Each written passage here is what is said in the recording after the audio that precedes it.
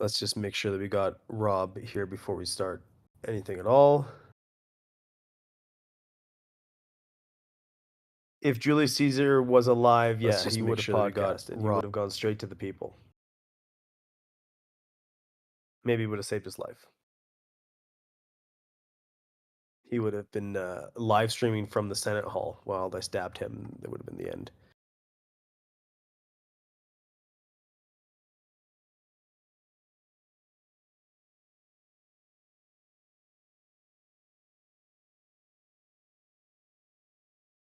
All right, I'm just gonna make sure we have Rob in the wings here because he is not in the call yet. So hopefully he knows about it.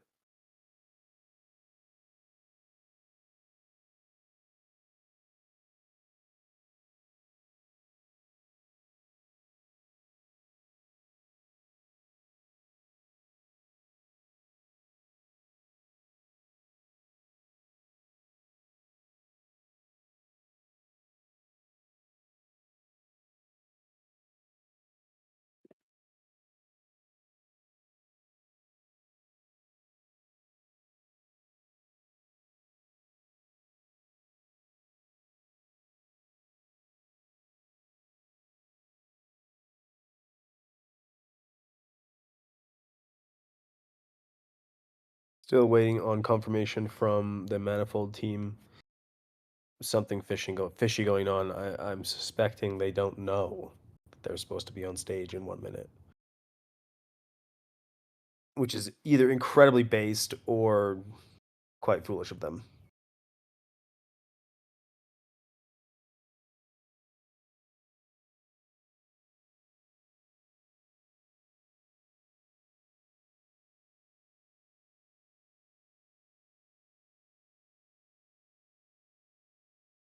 And in the event of them not being here, I wonder what we'll do.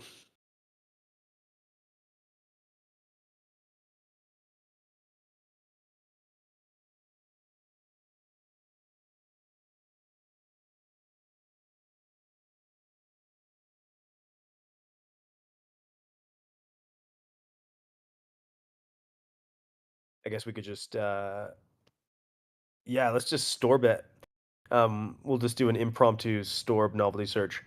Oh, what message from Rob here? Yes. Okay. So they say yes, they're going to be here in a moment. They must just be preparing. So store will have to wait. Let's get Rob up here. Hello. Hello, hello. Hey, can you... Okay, I'm glad you're here. I'm not in it. Did you mute? Yeah. Okay. Hello, everyone. Let me turn this camera on. Get the Zoom working properly. Do we want to hold up just like a couple minutes here, Rob? I just announced the space, so we'll let people fill in, make some Twitter announcements. How's everyone doing today? Well, I guess that's directed to me. I'm good. Great, man. Wonderful. That's good Very to hear. Is this the command center here? This is the Manifold main room? This is the Manifold main room. Okay. There we go. All right. So we got the screen share working and everything like that, except for some reason it's showing this top bar.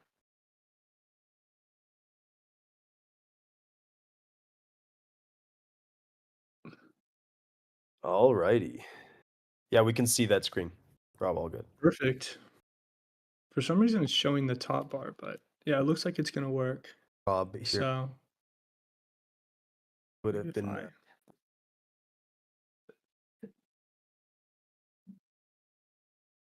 Full screen this.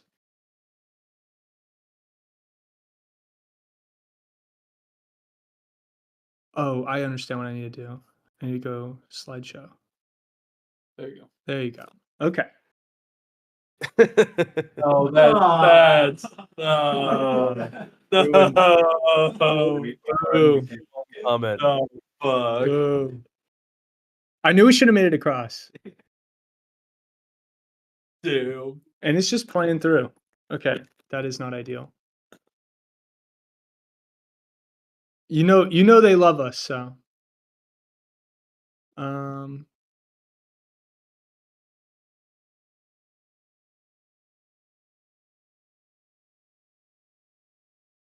all right. So, howdy, everyone.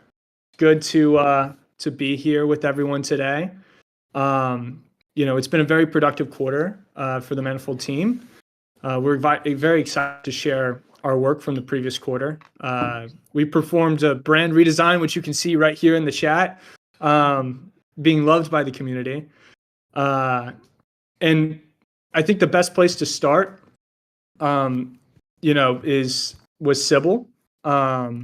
So this is our hybrid search engine. It is a model agnostic search engine. So now with the new brand update that we've enabled, you can change which model that you're inferencing from. And we've also added performance improvements so that the page load time or the search load time is much quicker. And hopefully you guys really like the new upgrade on Sybil. We're going to be doing a lot of work this quarter on Sybil as well, introducing a lot more features today, or in this quarter, I mean, and particularly around what we're doing on TVM, and that we'll be getting to shortly. I'm going to be spending a lot of this time, like in the novelty search, actually explaining one of the new ways that we're going to be able to use TVM. But more on that in a little bit.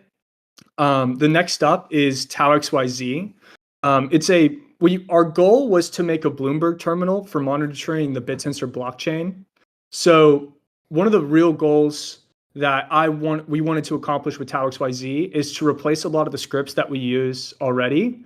So an example of something that we use is, like we watch all of the pending extrinsics, we watch the mempool, we, track different wallets and add tags to them.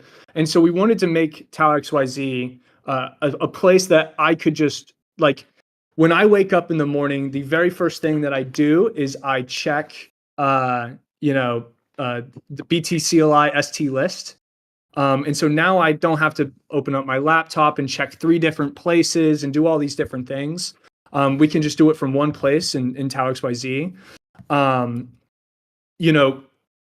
Going along with this, though, a lot of people that we saw that were using existing wallets out there were unhappy with the experiences that they were having. And so we thought this would be a really great opportunity to create the TauXYZ wallet. And this has native integration. It uses Polkadot.js. So anywhere that you want to, or any place that you're using a Polkadot.js compatible wallet right now, you can use TauXYZ. And one of the really cool things is that it works on Chrome and Firefox. So if you are using a Chromium-based browser like Arc, I use a lot of Arc right now. It works with that, but it also works on Firefox-based extensions or browsers. And so we're really excited with the team that built this, and really proud of them. It's something that's actually kind of cool that I'll share with y'all, is that on the TauXYZ main website, we can tell that the bounce rate, for example, is at 1%. The average session duration, is around 10 minutes, which is the best that we've ever had on a particular app. And so, we're very, very happy with the team and everything that we accomplished on that front. Next up is Targon. And when we first started building on BitTensor, I would say that developing websites and these sorts of things and making them beautiful definitely wasn't our strong point. We were much more technical. We were really great at building, server-based applications, CLI-based applications. And so we're really happy with the redesign of Targon.com, which you can check out right now. That just dropped an hour ago. it is something that it's been a long time coming on Targon.com, and so we're very thrilled to be able to share this with y'all. And I would say that the most productive thing that we were able to accomplish this last quarter was the Targon virtual machine. So I'm just going to put this graph up here. This is in the white paper. It's kind of a high-level overview of exactly how everything works. But the Targon virtual machine is a secure, confidential computing platform designed for AI workloads. It leverages both TEEs on the CPU side and NVIDIA confidential compute to ensure privacy and integrity. One of the really big key things on this is that if you implement TEEs in your subnet, which I think every subnet should try to implement this, whether you're using CPU or GPU, if you are using GPUs on your subnet and you implement TEE but don't do NVIDIA confidential compute, you can do a man-in-the-middle attack in between the CPU and GPU processes to be able to intercept and receive the information that's flowing between the two. And so this is why it was really critical for us to be able to do both of these.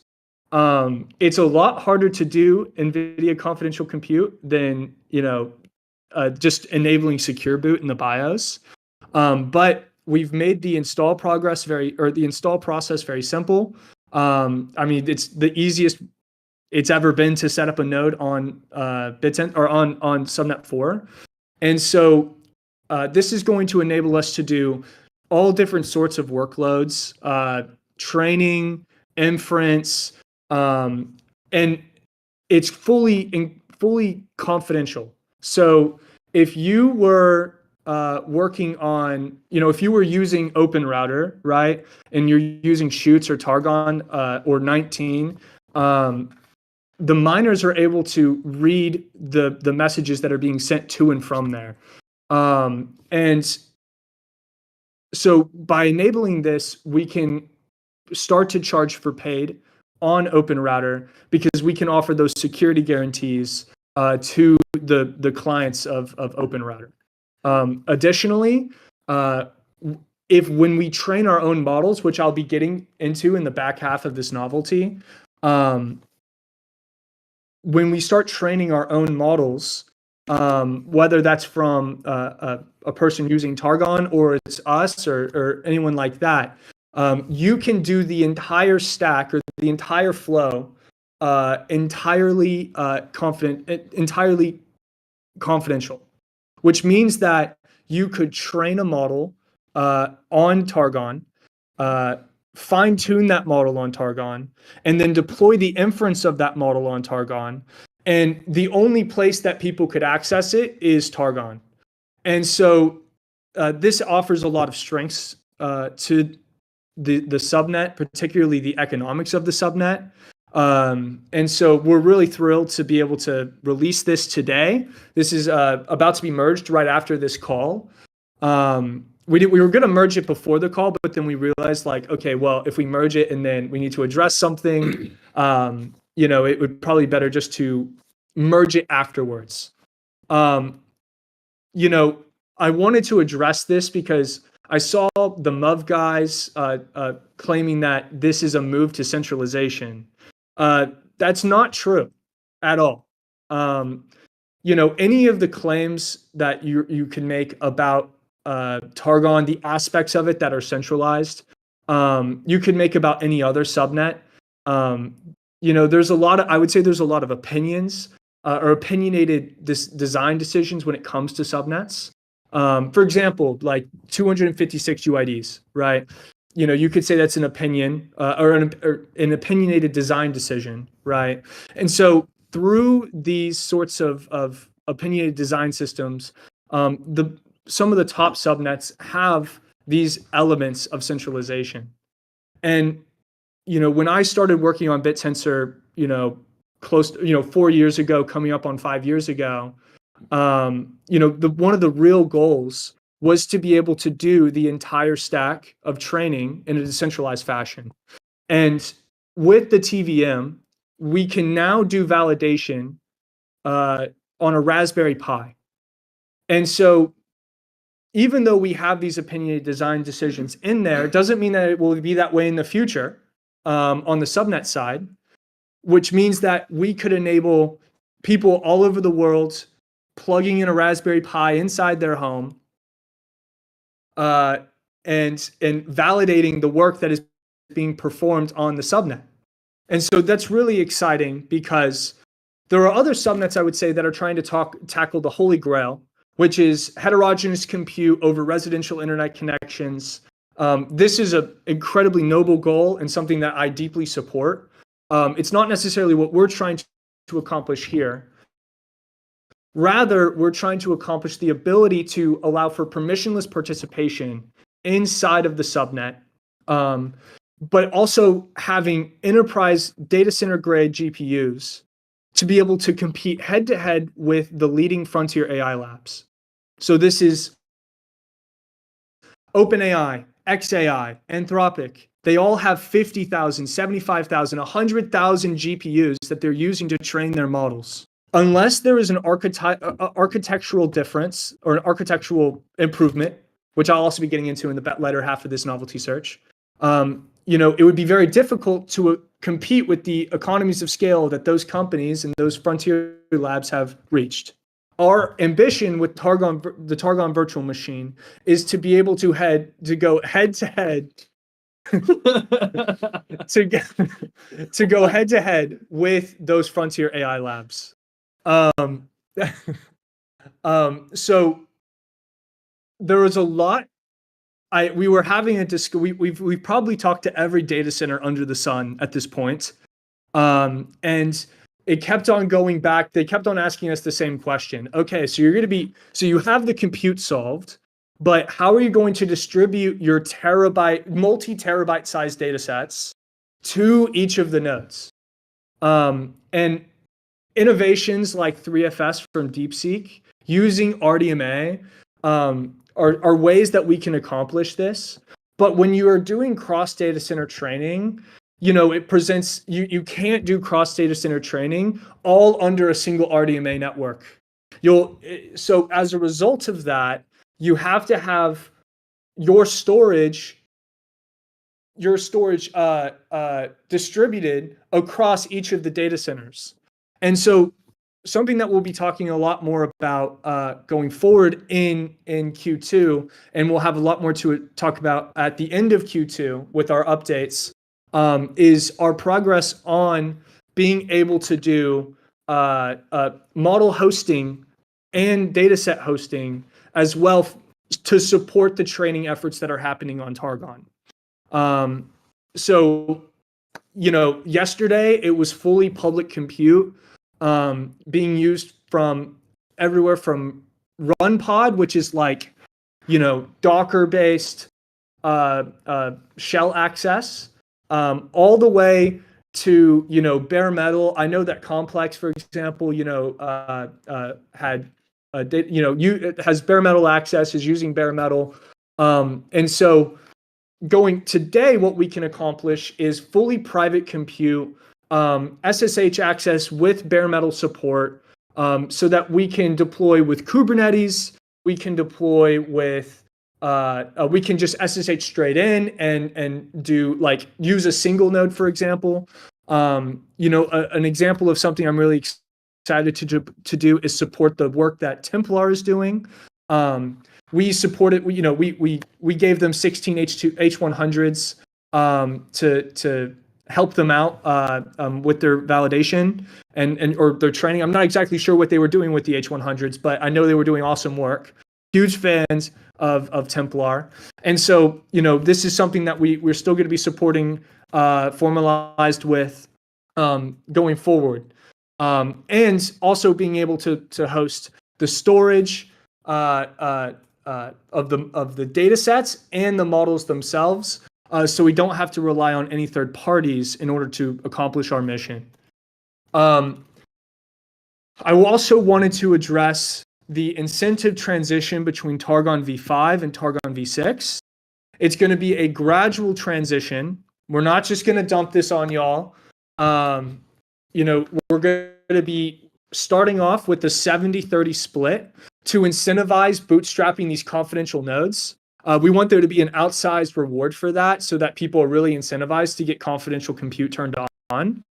And we will be annealing down the incentive over 2 weeks from 70-30. And so it'll drop at, I believe, about 2.14% per day. So this way, we will be able to maintain the service that we're still offering on OpenRouter while also incentivizing the production of these confidential nodes, because it is not a simple task to actually set that up.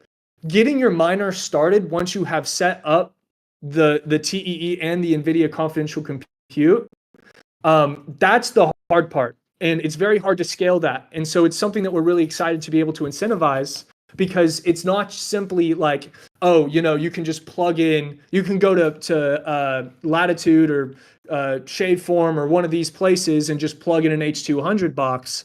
You have to, actually be able to enable confidential compute on there. And so hopefully that we've addressed some of the miners' concerns.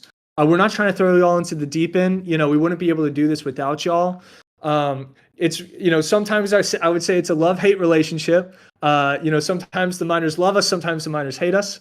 But really at the end of the day, what we're trying to do is advocate an advanced BitTensor globally, but also Targon, and to be able to produce the same things that a frontier AI research lab can do.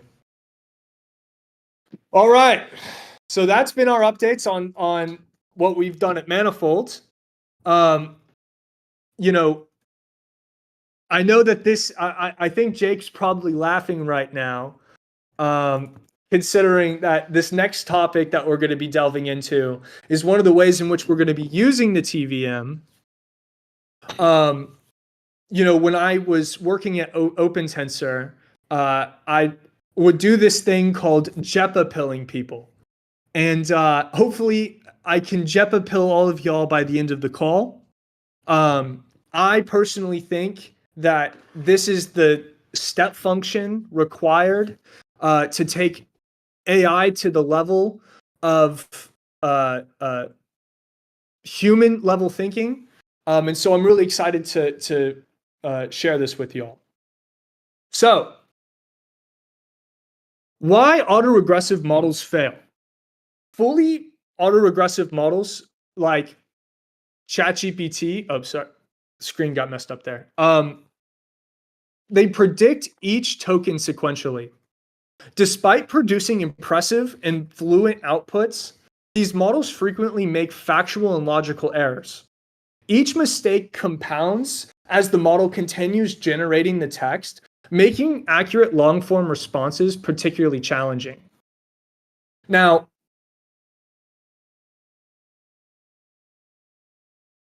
the limits of autoregressive decoders are that these models follow a fixed computational pathway on the base models and things like that. I'll talk about reasoning models in a second and how those are like, there's two reasons why those don't work. And there's also an interesting reason on why they're being developed.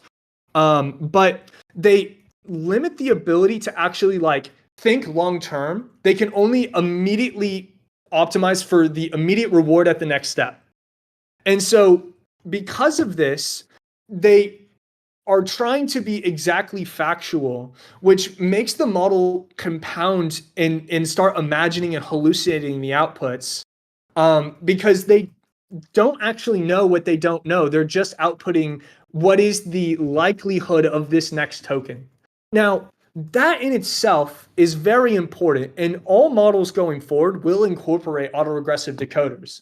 But autoregressive decoders are not the end-all be-all, right? So I want to address reasoning models here, because reasoning models like DeepSeek R1 or the OpenAI O1 and O3 models, they attempt to address these shortfalls in autoregressive decoders. So by outputting the larger range of different token possibilities, you're more likely to get the actual true answer in the output of the reasoning model. However, if the model has never encountered something before, it will fail at that task no matter what. It is simply regurgitating its training data. The best way to think of an autoregressive decoder is as a compression algorithm. You're taking a 5-10 terabyte data set and you're compressing that down into a 10 gigabyte, 100 gigabyte, the larger the hyperparameters, the more hyperparameters there are in the model, the larger the model will be. But the efficiency of that compression, is what you can describe as intelligence. Now, this doesn't mean that it's intelligent in the same way that you and I are. It is not intelligent. OpenAI's O3 model is not as smart as my dog Milo if it was put into the real world. Even though Milo lacks the ability of being able to generate natural language, she is able to navigate the world in a way where she doesn't die, right? Like, humans have to optimize not just for maximizing the reward, but for minimizing the cost in the future. And so humans and animals, are exceptionally intelligent. And the reason why humans and animals are exceptionally intelligent is because they are able to discern the dependencies between the X and the Y. Now, what do I mean by this? I mean this right here that I'm showing you on your screen.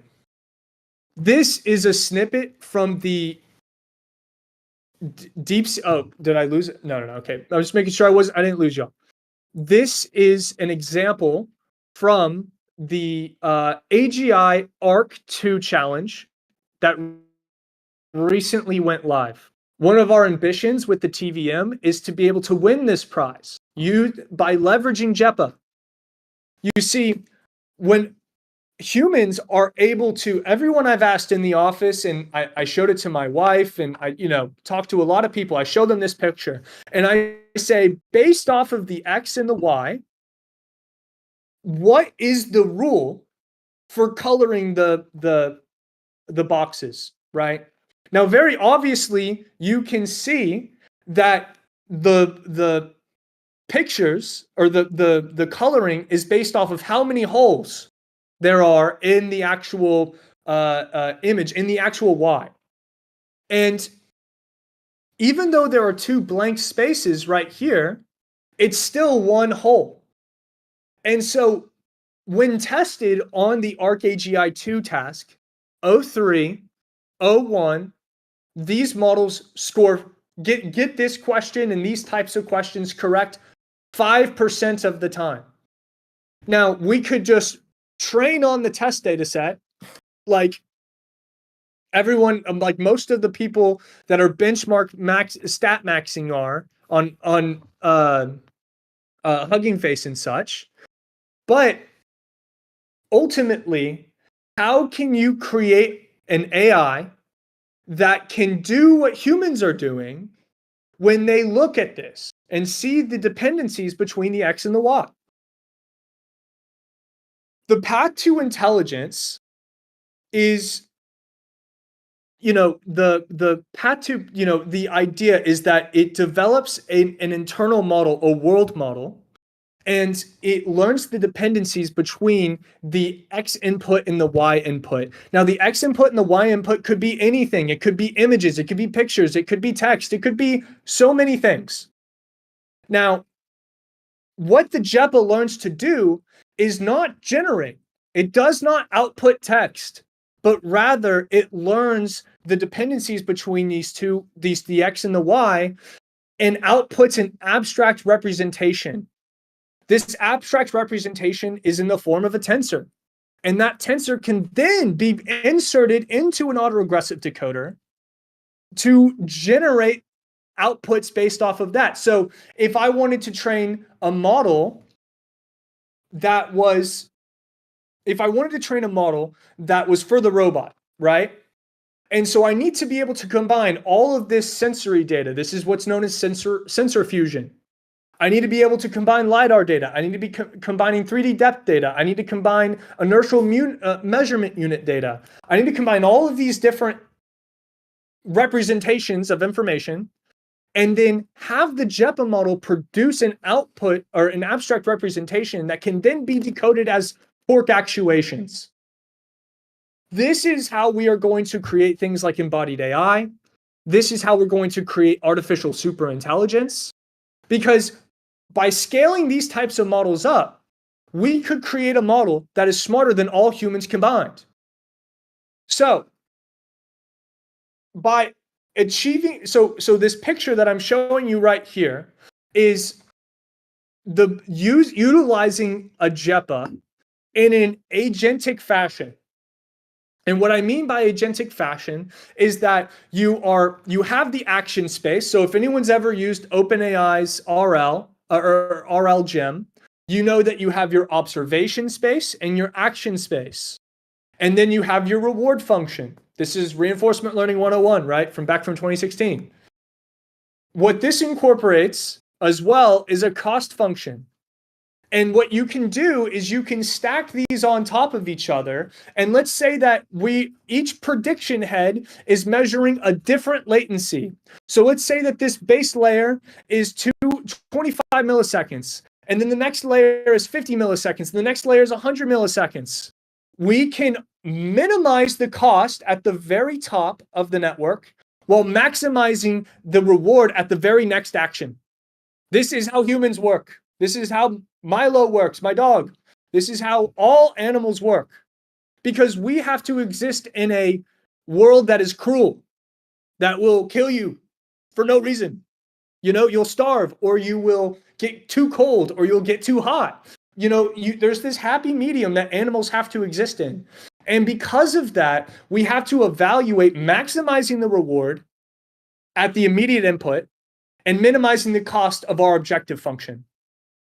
And so by stacking these on top of each other, we will be able to develop a artificial intelligence that can predict into the future, and it's in its action space, while also minimizing the cost of performing that action so that it doesn't get itself hurt, for example, or doesn't topple over if it's in the robot form. And then be able to distribute this and have it completely confidential on the Targon virtual machine so that, you know, the value can remain inside of BitTensor, the value can remain inside of Targon.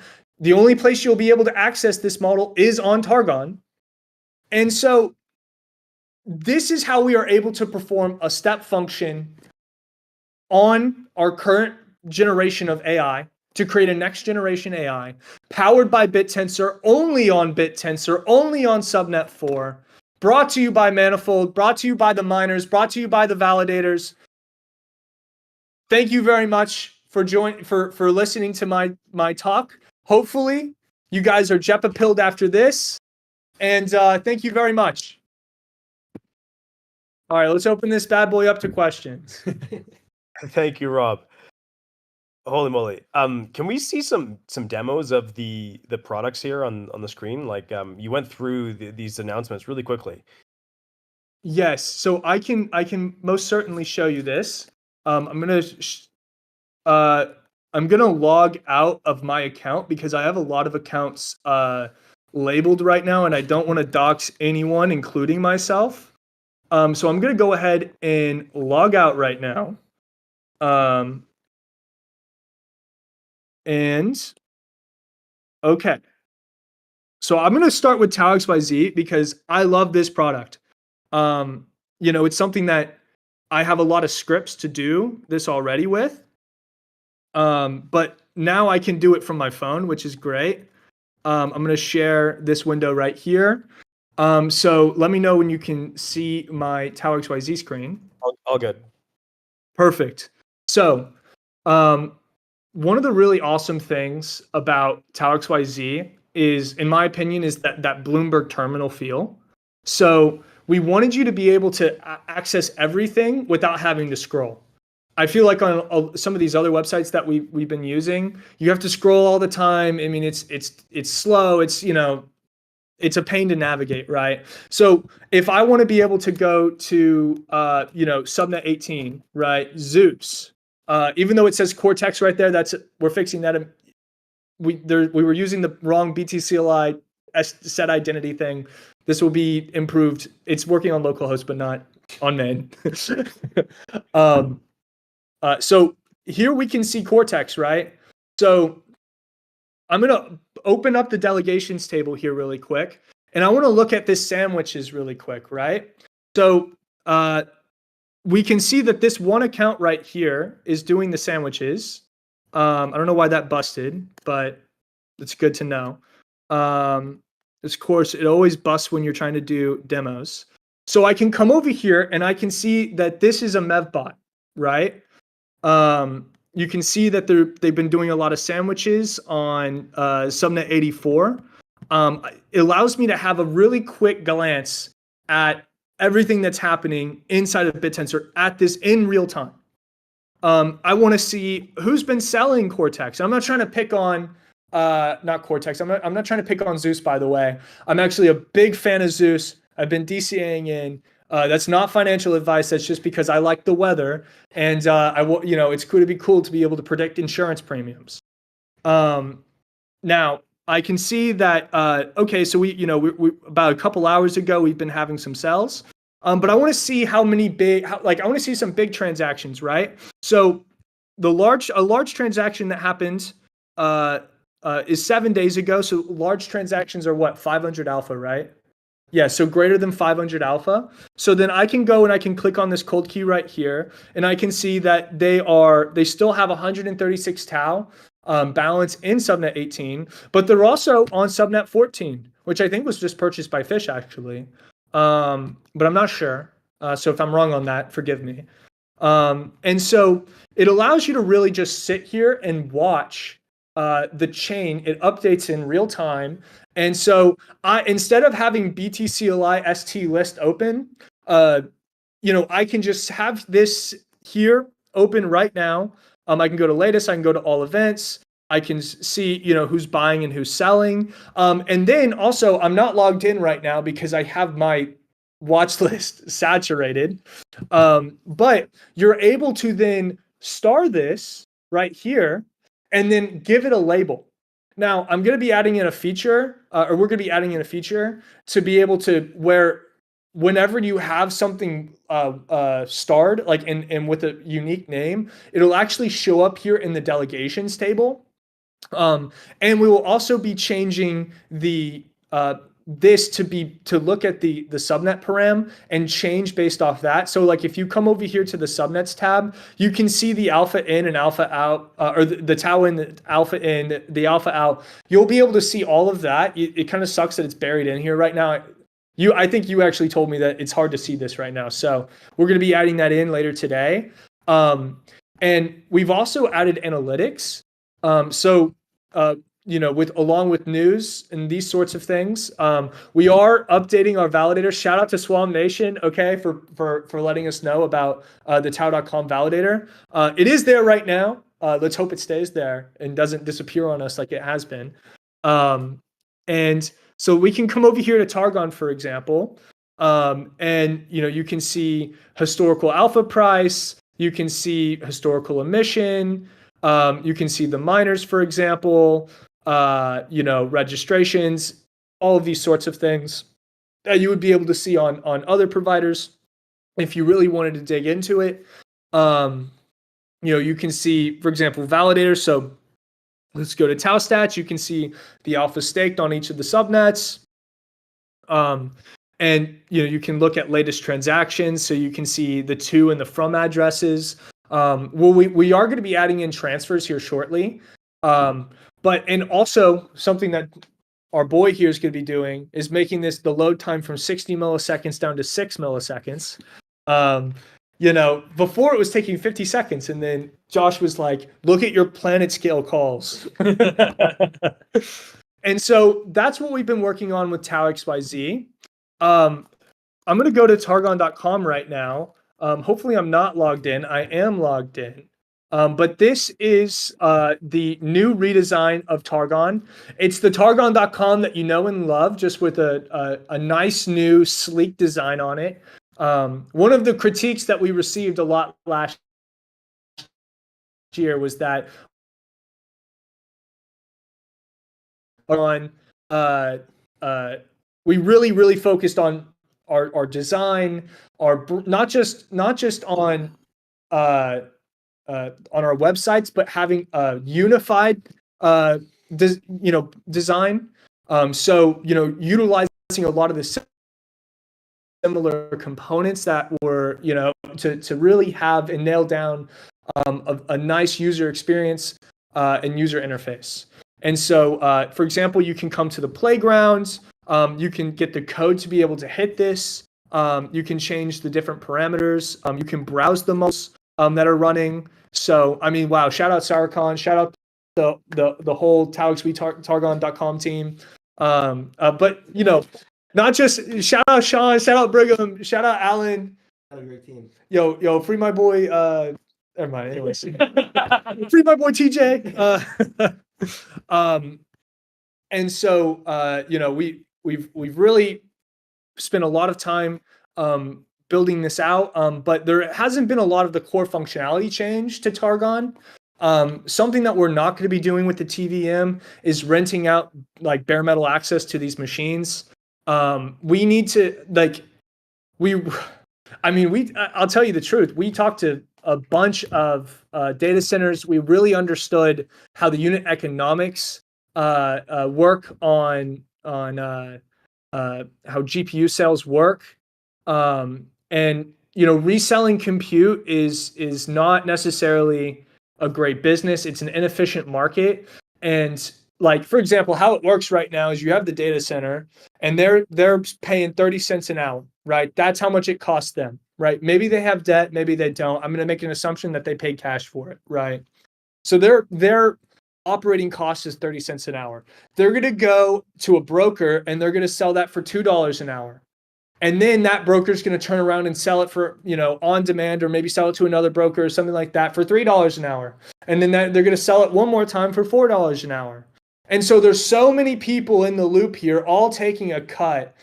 There's no way that this maintains itself. And also, your margins are like fixed at 10-15%. If we really want BitTensor to work, if we really want Targon to work, we need to be doing things that are going to be returning multiples on the investment. And so this is why we're heavily investing into AI training. This is why we're really speccing into inference and doing confidential compute so that we can charge on OpenRouter and other websites like Hugging Face endpoints in these places to be able to offer, SLA uptimes, offer, really good quality controls. Another example is something that on Targon.com, or not Targon.com, on Dippy, being able to offer them confidential, secure compute. So this is what we've done on Targon. Now I'm going to take it over here to Sybil.com. So now you can access R1 and V3 with this brand new redesign. Let's find out how tall a cow is. Our search results are much faster than they were before.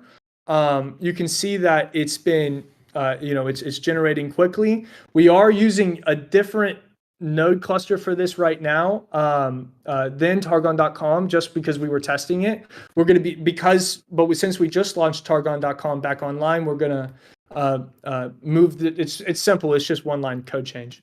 And so, so this is Sybil.com. And so these are all the products that we released over this past week, and we're really proud of it.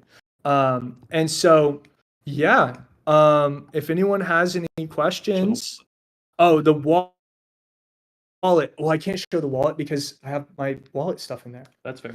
We can't do a demo of the wallet because I don't want to dox one of my wallets. And so, where could we find the wallet if you were looking for it? You would go on the Google Chrome Can you store. look it up on your. Yeah. Here, Tau XYZ. I don't know if it's gonna be I don't know in. if it'll find it. It'll be indexed yet, but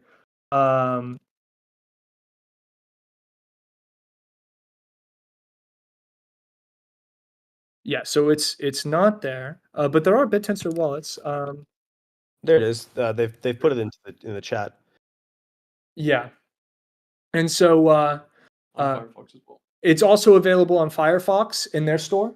Yep. Yeah, so it's available in their store, and so yeah, so these are all the different things. Please use it. Please let us know what you think.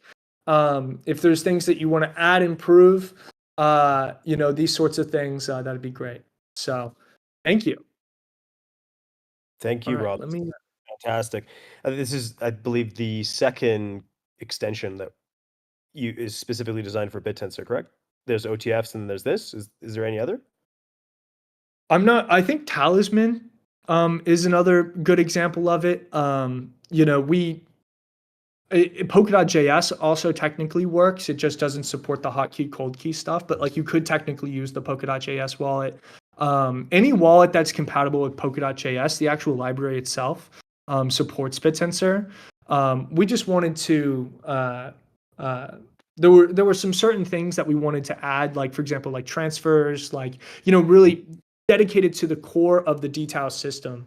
And so, yeah. Beautiful.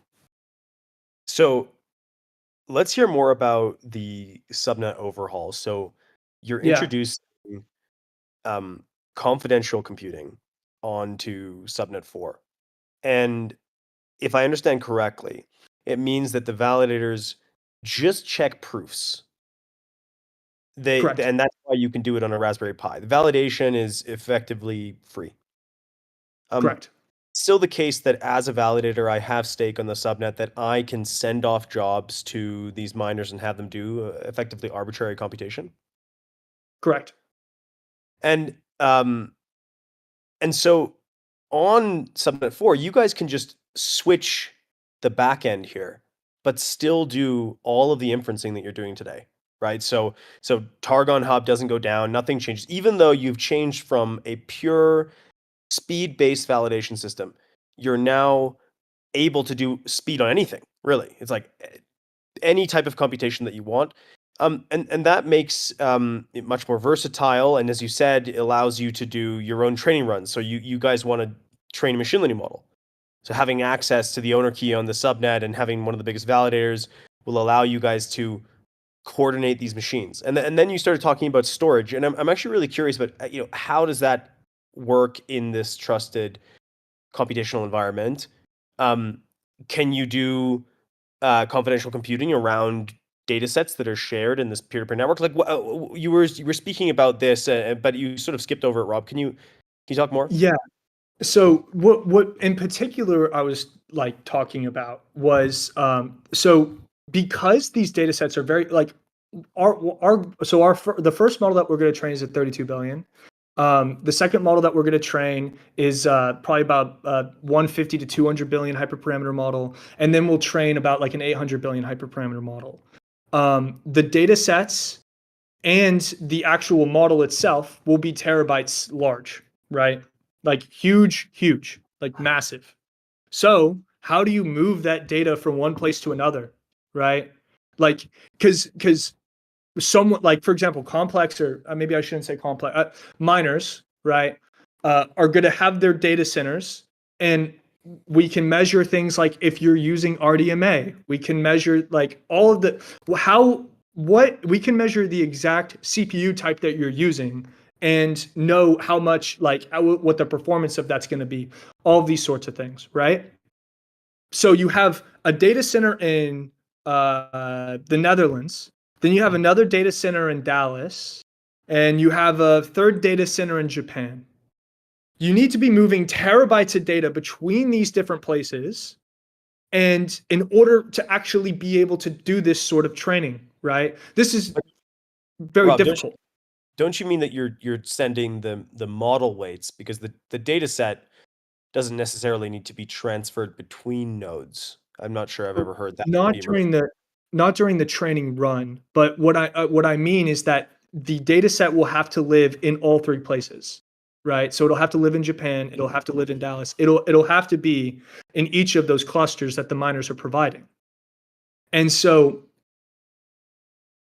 the issue, because we can use a lot of optimizations for cross DC training, like when we don't actually even need to send the model weights necessarily. It's like we need to send the steps and things like that, right? But the actual like models themselves, and the hosting of those models, like the actual model weights, they have to be moved around from one miner to another. And so if a miner comes online or another miner goes offline, we have to have that data redundant. Do you see what I mean? More or less. So what I was talking about with the storage is that we'll be able to offer a storage solution that's also fully encrypted, fully private, fully confidential, for specifically AI workloads, at the terabyte level, without having to do, you know, like ZK type stuff. You know what I mean? Right. And So and so it's mainly to solve some of the challenges that we will have when we're training models. I mean, this is incredible. The ability to have to verify that people are doing much more complex forms of computation, storage, um, you name it, on the machine. And my question, I think this is probably a question from the crowd as well, is if the validation is so strict on a miner, meaning that they must run a particular type of hardware, where is the innovation that a miner can push into? And does that limit like the ability for the network's incentive mechanism to truly extract value? And have you thought about that? And like, what's your take? So I really have thought about it. I do eventually want to bring back competitions on top of confidential compute. I think that so like how I'm just kind of thinking about it right now is that like, okay, you would put your node you would verify your node. So like you would sign up your miner node, you would put it on the network, it would pass attestation, you would be sent the confidential virtual machine, and then you go into the confidential virtual machine. And then from there, once you have performed or you would develop your own confidential virtual machine, like your own binary, and then that would be sent to the actual nodes themselves. So if you're doing something nefarious or anything like that, it's very easy to kill, but then we can actually start competing again. Now, because we are transitioning and we're in like this transition phase, we need to be able to make sure that we don't create too much volatility that it disrupts the existing Targon.com service. And so right now we're just incentivizing people to put those nodes on there because it is very hard to actually have a node that runs CC to begin with. And so because of that, like there's a lot of sophistication and requirements to actually enable and to have it pass attestation. So that in itself, I would say, is where a lot of, where the initial innovation is going to come in. But then past that, we can start doing competitions again to really supercharge using the incentive mechanism. My CTO, Mr. Brown, would like to say something here. Yeah, I think another another, I guess, plane you could say miners can now compete on is the CVM not only, I guess, requires you to run confidential compute, right? But we only restrict on like the GPUs that you're using and the CPU so much that they're able to run confidential compute. Now, that means that there's a lot of axioms here that we're able to measure and verify, while also not restricting. So, for instance, say I have an 8x H200, right? And I put that on Targon as a CVM, whatever. We can see, okay, how fast is your storage? How fast is your latency between your nodes? Yada, yada. And this almost becomes hardware optimization instead of software optimization, where we can say, hey, if you have 8 clusters, so like 8x H200s, and we see that you have like top tier InfiniBand going across all of them, you have shared storage across that we can access, all this sort of stuff. We can start seeing these things and start incentivizing them. So again, you can almost think of it as we're incentivizing hardware level optimizations instead of software level optimizations. There's a whole domain there we can play with in terms of what we reward. Yeah, it is. I mean, after this experience, I mean, the depth and the expertise required in order to actually do something like this feasibly at scale is in itself something that the incentive mechanism is going to be really great for, or like really geared for, because instead, like Josh said, instead of it being a software optimization, we can actually incentivize the smartest people in the world at creating these clusters to put their clusters on BitTensor. Do you see what I mean? Yes, I do. And so uh, um, there's an expertise in understanding how to do confidential computing on GPUs across clusters with 10 or 20 or 30 GPUs all behind a single node. That's not easy. And getting that to work is worthy of incentive. And if you Correct. can get it done, then perhaps you have the largest, like stitched together confidential computing system in the world. So you have the most number of machines underneath your fingertips. I mean, and one thing here that I think is really interesting and can't be understated is just that before we did confidential computing on subnets like 4 and 64, um, there was no way for you to go to an enterprise and say, "Hey, use this system. It's cheaper. It's faster," because they're just going to go, "Well, I this private information in my data set, I can't post that out to a group of random miners." With CC enabled or TE, what they're doing on Targon on Shoots, pardon me, um, you can actually go a step further and not only say, "Hey, like this is encrypted, like this is private," but those other guys that you're just trusting, like OpenAI, you're actually just trusting them. We Yes. can prove that your data is not being used. We can prove that your data is private. Don't trust, verify, and at the same time, do it potentially faster. And I'm assuming there's some overhead here for TE and CC. So like, what does that look like? Like, are we going to go down underneath other providers in terms of inference speed once this is pushed? Is that sort of like the initial expectation? Maybe potentially. I mean, it depends on how we set up the inference nodes that are running inside of the TVM, and it also depends on what hardware they give us, right? So if a bunch of our miners, if it's easier for them to access H100s, then we have H100s first, and that's just what the miners are giving us.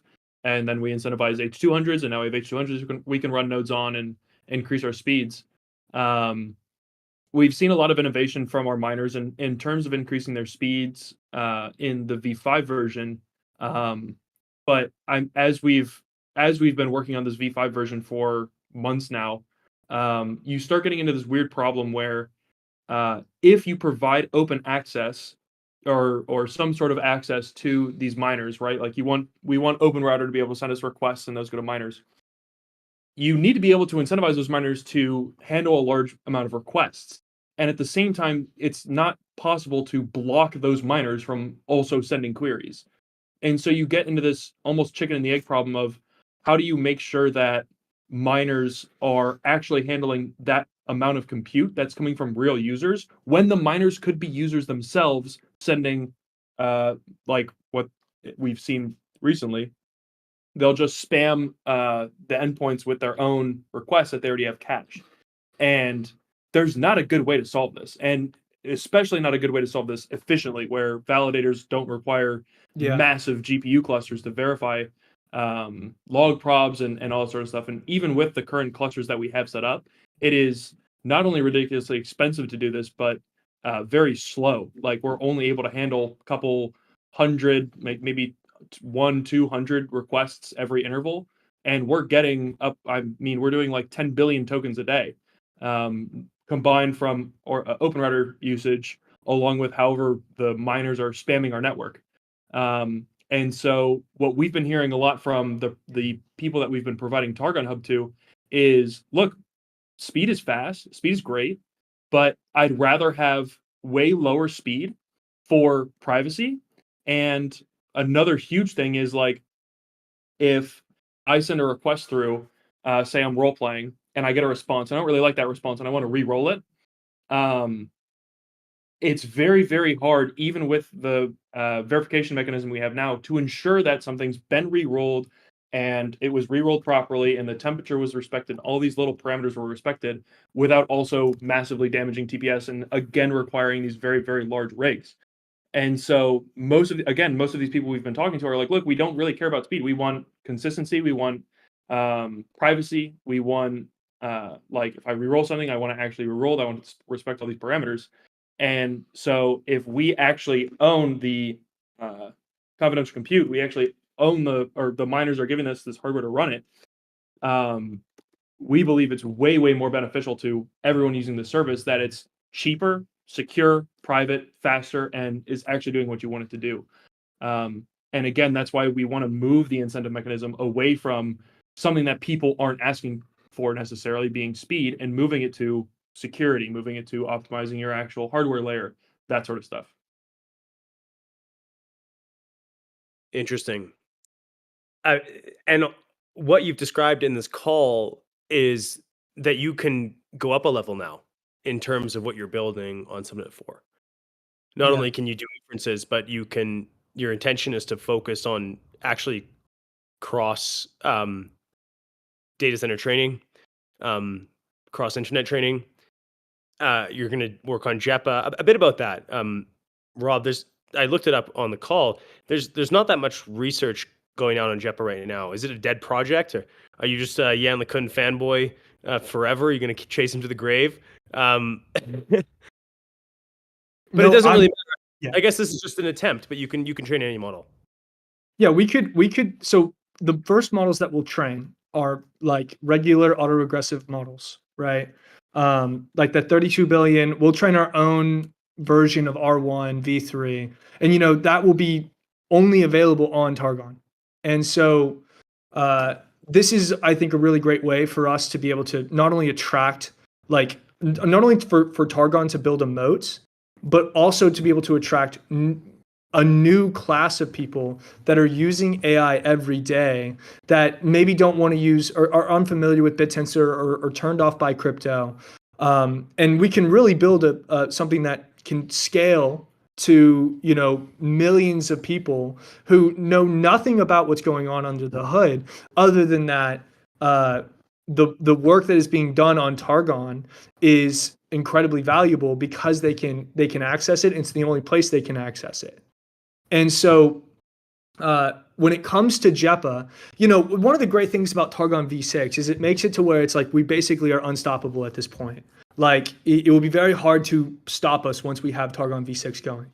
You won't be able to exploit it. It's cryptographically secure.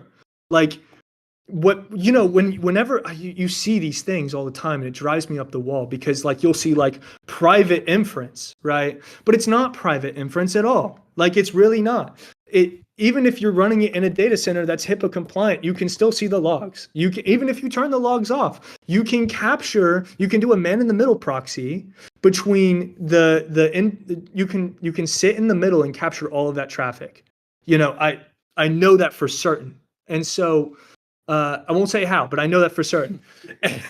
And so by having something that's truly secure, what I think is going to be amazing is that we're actually building something that's so valuable that what I foresee happening in the future is the way that delegated stake. I texted you this the other day. Delegated stake was one of the greatest mistakes on BitTensor, and the reason why is because the thing that I'm worried about now is okay, now we've created something so valuable, something that companies, very large companies, that will want to be able to access something like this, right? They want to be able to access a global data center infrastructure with RDMA, the same high-level quality data centers that OpenAI, xAI, Anthropic are using.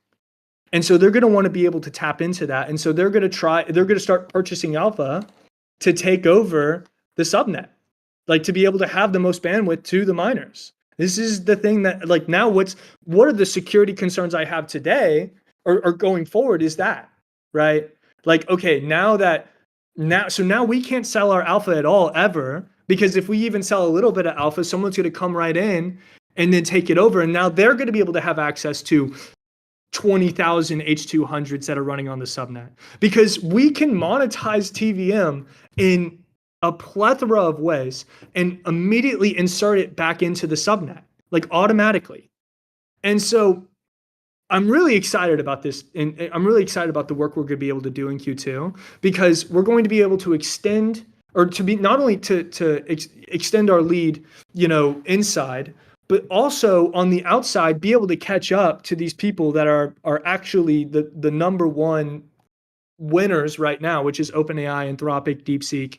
We'll be able to catch up to them this quarter and then pass them in Q3 with Jeepa.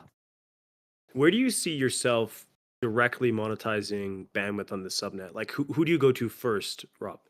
Well, so the first thing that we're going to be able to do is next week, we're going to be able to turn on paid on OpenRouter, because it will have confidential computing, and we can know. So like the things that people are paying for, we can with certainty tell people that this is the only place you can get true private inference, where we've thought of all of the different ways you could break in. Like, we've really considered a lot of it. And so I think that in itself is a great selling point, right? I was talking to my elderly father about it last night, and he was blown away. He was like, yeah, because, this is the reason why he doesn't want to use OpenAI, is because he doesn't want to talk to it, because he doesn't know who's going to be able to read these messages. Most people out there in the world today don't want to use AI because of this, or at least cloud providing. This is why everyone wants to run those models locally. So how can you get DeepSeek R1 at home? If you go on Reddit, if you go on Twitter, there's a lot of projects. Exascale AI, for example, that's something that, they all want to be able to run it at home, so that OpenAI or any of these people can't read your chats. Now we can offer it in the cloud and no one can read our chats. So we'll be able to turn on monetization on OpenRouter next week. But beyond that, right, by having our own private models that we've trained and we've done the entire loop inside of Targon, we'll be able to retain all the value that generates inside of Targon. And I think that that's where a lot of the value creation is going to come from, not just from the inferencing, but from the exclusivity. I'll give you. I think of subnets that are selling inference right now, like Coke and Pepsi. And what we're essentially doing right now is we're like local bottlers. So we are bottling up Coke and Pepsi soda and then distributing it to all the stores in town. We want to make our own flavor of models. We want to make our own flavors and sell our own flavors and keep that inside of Targon. And so that's really the next step for us, to be able to really be able to maximize the value that's being generated from Targon.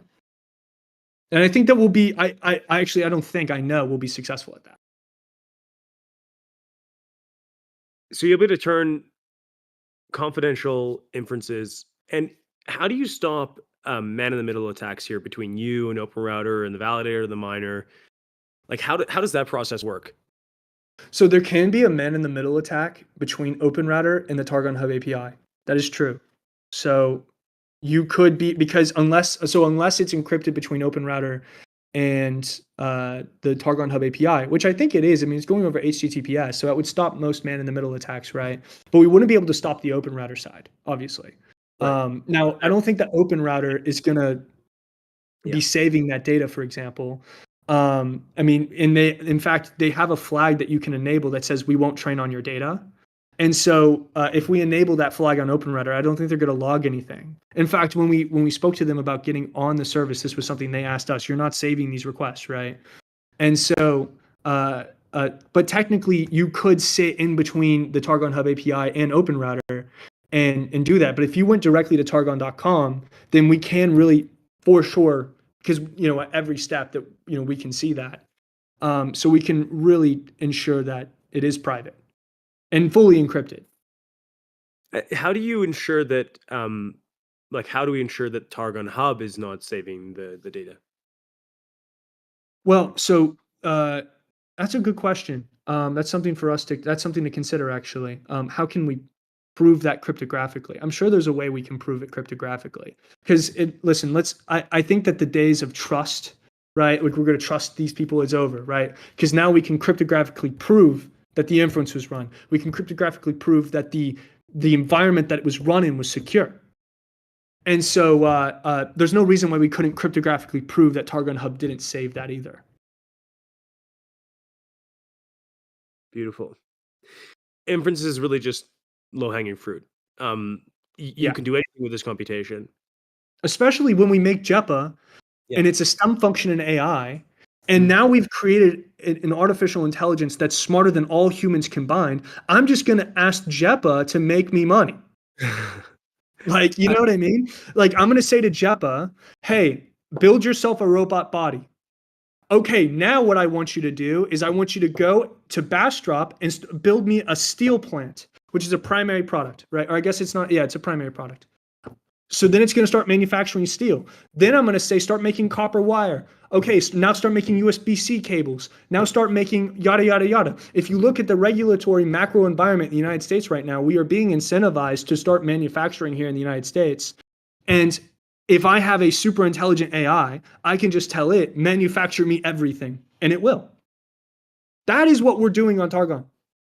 Now, you may or may not believe me, and I believe that that is the way that you should approach it, right? Don't trust, verify. I'm telling you that this is what we're going to do. In 3 to 6 months, we're going to have, each quarter we're going to release a progress report, and that's what we're going to accomplish. Because think about it, right? I mean, Jake, I was the first person here in BitTensor, right? Look at what we've accomplished together, right? I'm telling you right now that this is what we're going to accomplish. And I've been working towards Jeepa for a very long time. And now with TVM, I finally have the compute to be able to pull it off. I mean, this is what they call it? I learned what they called it, like Liberation Day or something yesterday or something like that. Yo, this is our Liberation Day. This is the Targon Liberation Day. We're storming the beaches at Normandy, okay? That's what we're doing right now, and no one's going to be able to stop us. Connotations right now. Rob, is it possible, one of the issues with people running validators on say, other compute providers on BitTensor is that they're worried about their keys leaking, things like that. That might be low-hanging fruit. Is that possible? To just go to... You can mine every other subnet using TVM. Yeah. Great. And you have a validator coming along. All right. So yeah, you see what I was saying? I told you, it's like people are gonna start making validators when they realize this. All right. So that's it from me in the way of questions, but I'm sure there are other people in the chat here that maybe want to jump on stage if you guys are willing to host them.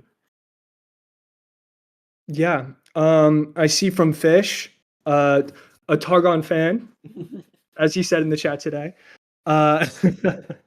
Can you please clarify how to get access to the compute? We're going to be having an SDK coming out very shortly.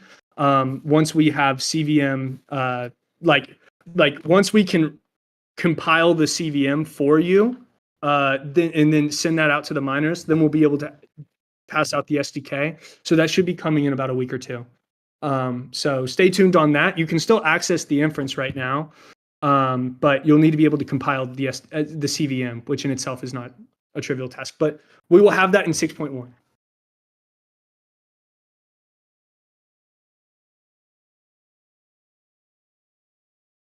Yeah, you can. The payment will be through Targon.com. Correct. And you're not renting the machine from Manifold. You're making what, like a Docker essentially?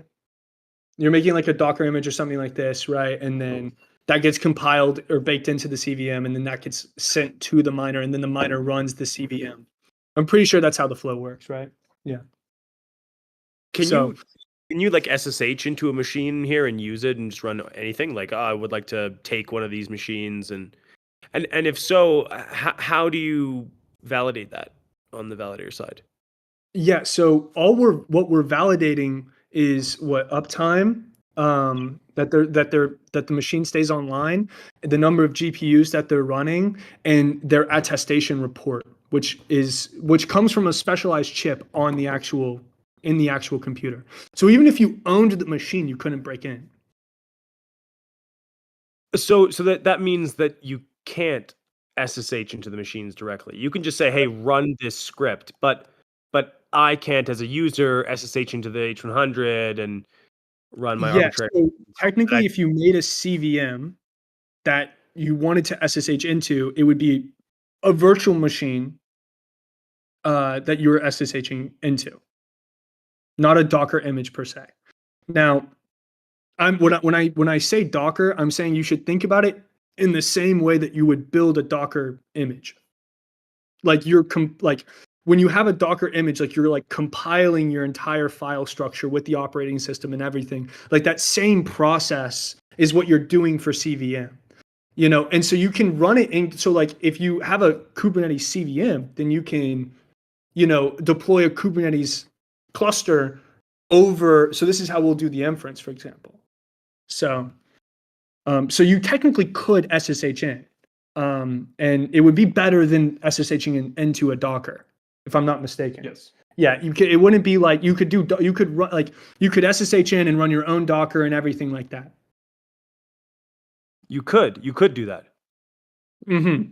And so, go on. The CVM itself is a full virtual machine. Docker is like a mini virtual machine, kind of, where it's like you're running with kubes, it's super lightweight, yada yada. These are entire operating systems that are like just a virtual machine that lives on the bare metal, as if it was like the full OS, if that makes sense. So the idea would be, if you wanted to, if another validator had a lot of stake, then they could tell miners to run their CVM, and then no matter what CVM is running, as long as it's part of the base CVM that we've created, any validator can verify that, okay, this is a CVM running on this machine. And so the idea is, instead of creating a Docker image, you create the CVM. And now, if you are the creator of the CVM as a validator, you can pre-bake your SSH keys into it. And the miners are always reporting what IP addresses they have all the CVMs for. And so you just find what CVMs are yours, and now you can SSH into those machines. Now, that also means that it would take away from the other, like, now that's just your machine. Now no one else has that machine. And so this is part of what we're going to be playing with and figuring out how exactly it's going to look and map this out. But that is like the domain of possibilities for what we can do. So you Like, would bake your SSH key into this CVM, throw it over to a machine. Now, from another computer somewhere else, you could SSH into that machine because it has you have your key in the authorized keys. At the same time, a validator can query this machine and be like, "Hey, are you running this thing that I told you to run?" Without without needing the SSH keys, correct? And so it doesn't interrupt the session that the other person. So I could throw in your key for you, Josh, and you can use it, but I can just check to see that the thing is running on the machine. And when I check that they're running that CVM, it's a cryptographic proof that they have available in H100. It's cryptographic proof that they have this much RAM. All of the resources available to that that virtual machine, I suppose, is wrapped up inside that proof?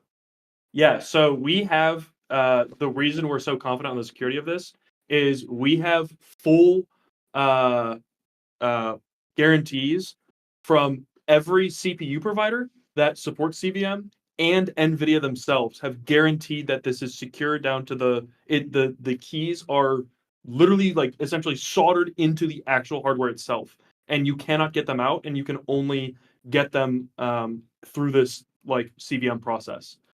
And so because of that, because it's baked into the CPU, because it's baked into the GPU, those things can securely get the information for all of those different parts.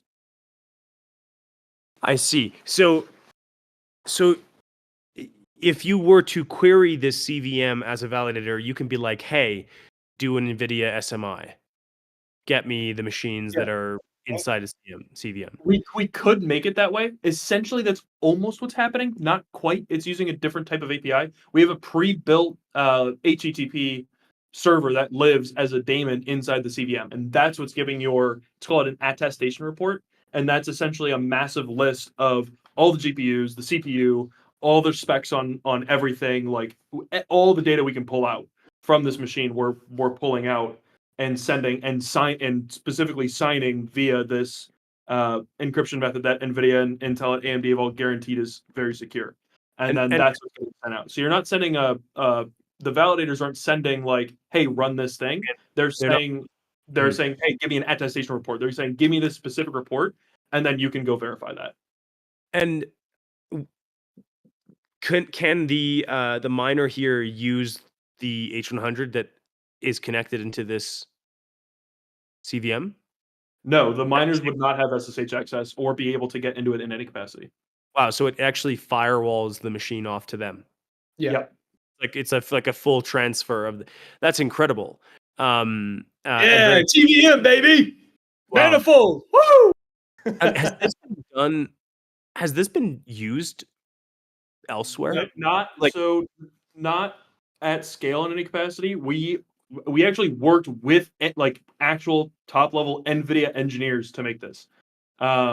This is state of the art. Yeah. I mean, this is why TVM is so big. This is why we said think bigger, because think about all the things we can do with our state of the art technology.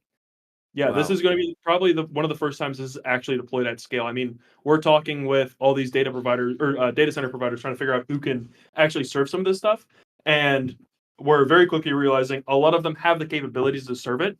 No one's even tried or had a request to do this before, and so we're actively getting these big data centers like Google, DigitalOcean, all these sorts of people to start enabling confidential compute on their data centers. Incredible, guys. It's so much fun to be up on stage here with teams like yourselves, where I'm just like, am I talking to a completely new cryptocurrency that doesn't exist inside the BitTensor ecosystem? Like, is this another top 100 cryptocurrency? It really should be. Like, this is so brilliant, and you guys are really at the tip of the spear here for making this be a reality. Wow, congratulations. Speaking with the guys at NVIDIA, wow. Yeah, I mean, So- we worked on this for a long time. I mean, we had these people in our chat for weeks, just like lambasting us. I mean, dude, they were like, your code's terrible and all this stuff. It's like, I can't wait to drop TVM. That's another thing that I think is a very overlooked part of this transition is when you're trying to do something like verifying raw outputs, or the more how do I phrase this? The more room there is for minor edge on the software level, your verification complexity goes through the roof for at least for inference. And without taking like massive TPS hits by doing zkML or that sort of stuff. And we just found very quickly we're spending like 90% of our time just fixing incentive mechanisms for like TPS for the sake of TPS instead of actually listening to what our customers wanted, which was, like I said, security, all this sort of stuff. It's like, why are we running in circles trying to patch all these million different things that these people aren't really even asking for? And so we started looking back and saying, okay, let's kind of start from ground zero. How can we make an environment where we can really give privacy, we can really give security, we can give exactly what our customers are asking for, and we landed on this. Pack it up, folks. So- We can write all of the incentive mechanisms on BitTensor just on subnet 4. Yeah, think bigger, bro. Think bigger. I think that there's I actually believe that will be possible, which is incredible. The ability to write every incentive mechanism on BitTensor into subnet 4. But that doesn't mean that the individual subnet mechanisms don't need to exist for exactly the point that I made earlier of like when you collapse the degrees of freedom, when you do pure verification, it also limits what can be innovated. For things that don't need innovation, we can actually collapse them here, and it makes total sense. You guys can do, really you've blasted through to the other side in terms of what we can verify and validate. Really cryptographically from the ground up, which is insane. And we've just given Rob an incredible amount of power, so everyone should be very worried. Bit of a backstory. Rob once told me that he had a lot of tau, and that he controlled me. So that's why when DTAL launched, I became the largest whale on subnet 4 so that I could control Rob. So anyways, Rob, But don't. now you control. Now you'll have access to like premium hardware, data center, RDMA. You can like the sky's the limit, man. So actually, you trying to get one up on me, was actually very beneficial for you. You know Mutually assured destruction. exactly. I mean, I'm not dead. Okay, guys. Well, that's it for me. I think that's a great note to end on. It's been an hour and 22 minutes here. Fantastic presentation. Really excited. I mean, like the little things just on the side, the Tau XYZ looking fabulous. You didn't even really do a demo in Sybil, but that's like something that's been around for a while and coming back into the limelight. And then the new extension you just kind of threw off the cuff there. Incredible work, guys.